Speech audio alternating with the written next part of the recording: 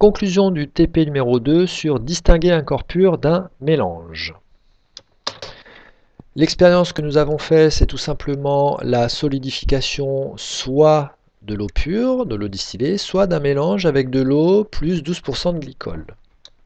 Le dispositif expérimental était le suivant, un tube à essai dans lequel on mettait soit l'eau soit le mélange, une sonde de température ici, et ensuite ici un mélange réfrigérant qui entourait notre liquide afin qu'il se refroidisse tout simplement.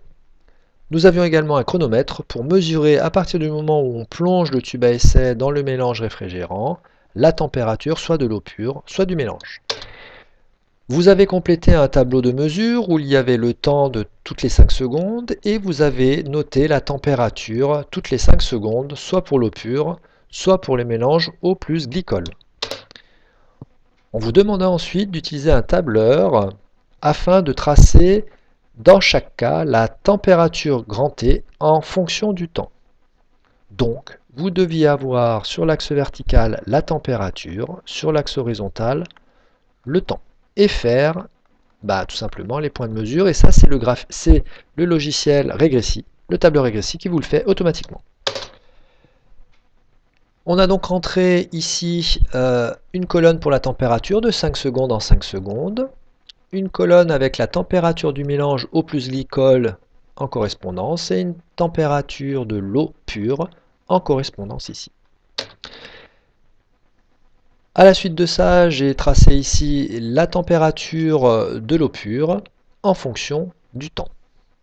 Cette courbe est imparfaite, c'est une courbe résultat d'une expérience. Ça c'est imparfait, ça c'est imparfait. Nous allons interpréter cette courbe. On voit qu'ici, la température de départ, au temps t égale 0 secondes, on est à peu près aux environs de 20 degrés, température de la salle. Cette eau, elle est liquide, et nous avons de l'eau pure. Que fait l'eau? Tout simplement, une fois qu'elle est plongée dans le mélange réfrigérant, elle refroidit même assez rapidement, jusqu'ici à peu près dans les 80 secondes. Sans tenir compte de ça, ce phénomène de surfusion qui est dû à l'expérimentation, on peut considérer qu'après, ici, on a la température qui stagne, et qui stagne à 0 degré, c'est-à-dire qu'elle reste constante. Ensuite, se passe un autre phénomène où la température redescend et décroît assez rapidement.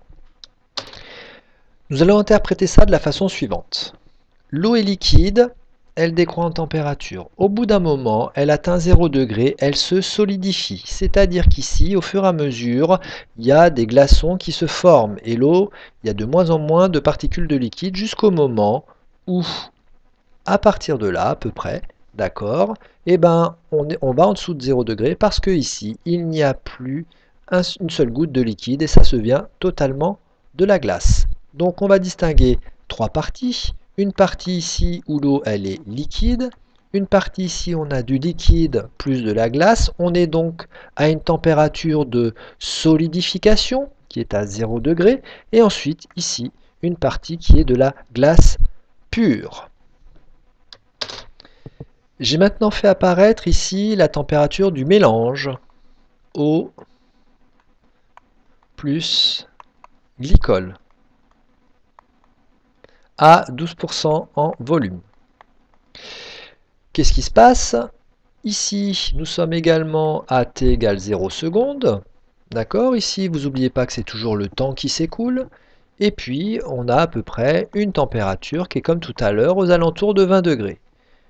Ce mélange se refroidit. Il y a ici des phénomènes physiques qu'on va retirer. Et puis donc, cette température décroît, et puis au bout d'un moment, ça décroît assez rapidement, puis après, ça redécroît avec une autre pente. Qu'est-ce qui se passe? Quelle est l'interprétation? Ici, on a un mélange qui est liquide. Au bout d'un moment, le liquide devient de la glace, donc on a de liquide plus glace dans cette portion-là, et puis au bout d'un moment, ça redescend un petit peu plus, et ici, on va avoir, dans cette portion-là qui est un petit peu floue ici en expérience, que de la glace. Par contre, par rapport à tout à l'heure où on avait un de l'eau pure. Ici, nous avons un mélange. On constate que ce mélange a une température qui descend en dessous de 0 degré, contrairement à l'eau pure. Et on verra ce que ça veut dire tout à l'heure. Et aussi qu'il n'y a pas de palier de température de solidification. C'est-à-dire que la température ne reste pas constante lorsque cela se solidifie. Nous reprenons maintenant l'interprétation, l'exploitation des mesures. Nous avons tracé, nous avons interprété les courbes. Nous allons répondre aux questions. Je vous demande de bien les noter dans votre compte-rendu. Pour cela, nous allons utiliser des courbes parfaites qui sont dans votre livre, page 18, et qu'on va interpréter ensemble. Je vous demande de prendre ces deux courbes sur votre compte-rendu, de les écrire. Les deux courbes qui sont des courbes théoriques. Ajoutez un titre et bien identifier le graphique. Sur le graphique, la courbe correspondant à l'eau et celle correspondant au mélange eau-glycol en les légendant. Sur votre livre, c'est déjà fait, donc vous allez prendre sur l'axe vertical la température, sur l'axe horizontal le temps. Ça, c'est pour dire que nous sommes à pression constante, c'est-à-dire la pression atmosphérique. Ici, ce n'est pas un mélange d'eau plus glycol, c'est de l'eau salée. On va faire en sorte que, pour nous dans le TP, l'eau plus glycol, ce sera de l'eau salée. Donc on va raisonner avec l'eau salée. Alors, qu'est-ce qu'on peut donner comme titre? Eh bien, le titre qu'on donne tout simplement à ça, c'est évolution de la température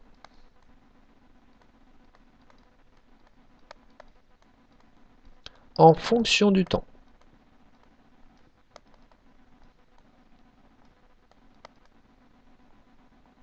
Donc, évolution de la température en fonction du temps. Après avoir noté ça proprement, nous allons continuer à répondre aux questions du TP.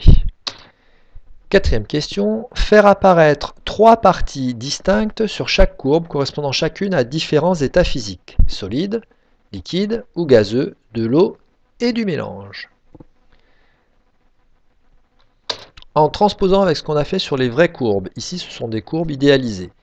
Vous avez l'eau pure, donc notre corps pur, première descente en température, ici vous mettez que c'est liquide. Ensuite ici vous avez une température de solidification.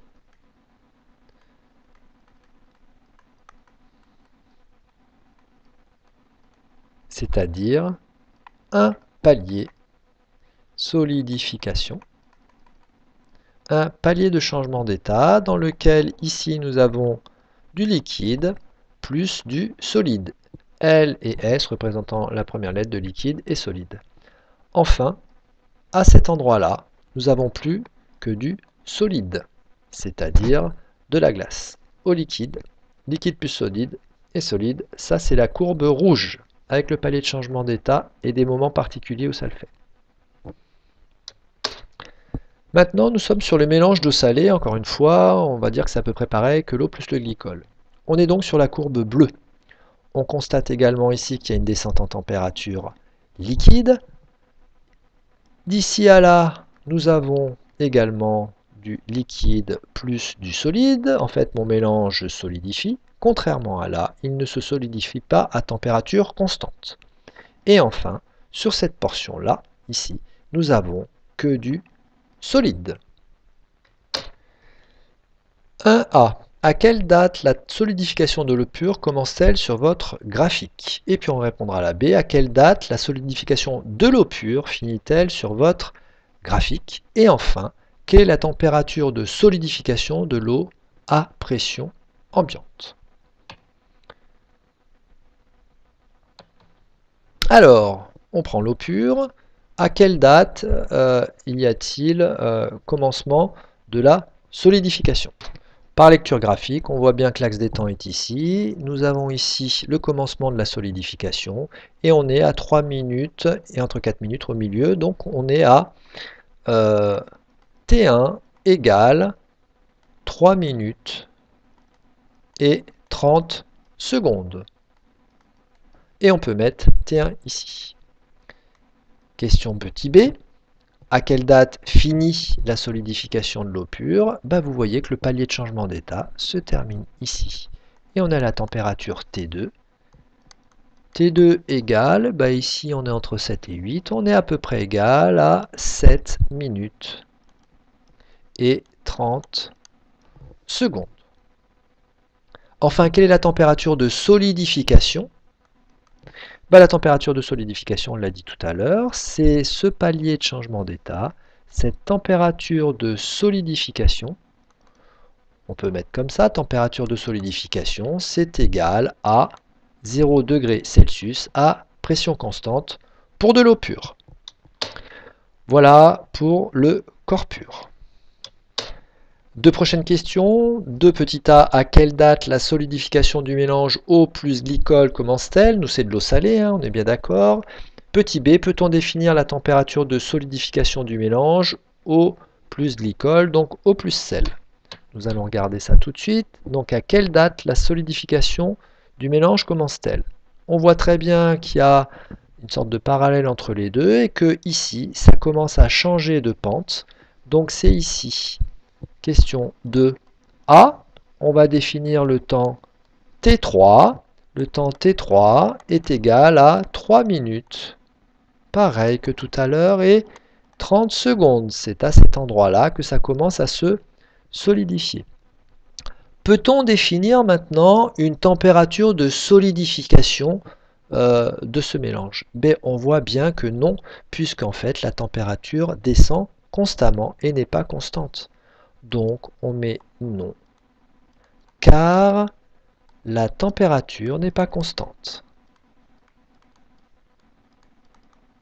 Car la température du mélange n'est pas constante.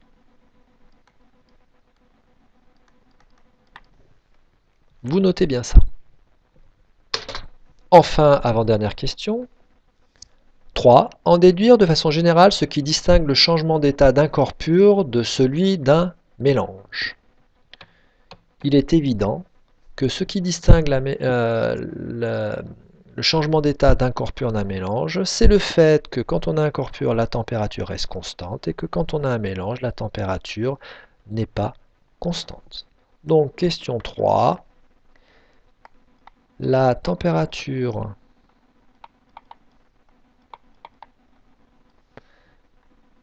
est constante lors de la solidification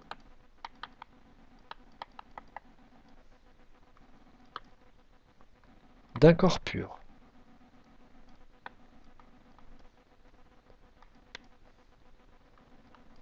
On généralise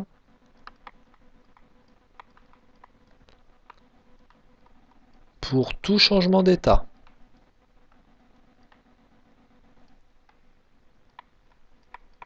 C'est-à-dire que ce soit un changement d'état de solidification, de vaporisation, etc., on aura toujours une température constante. Et enfin, pour un mélange,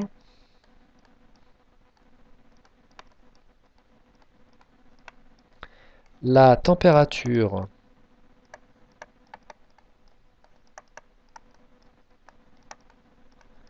n'est pas constante.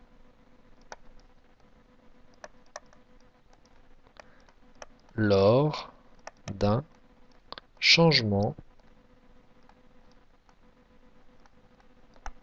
d'état.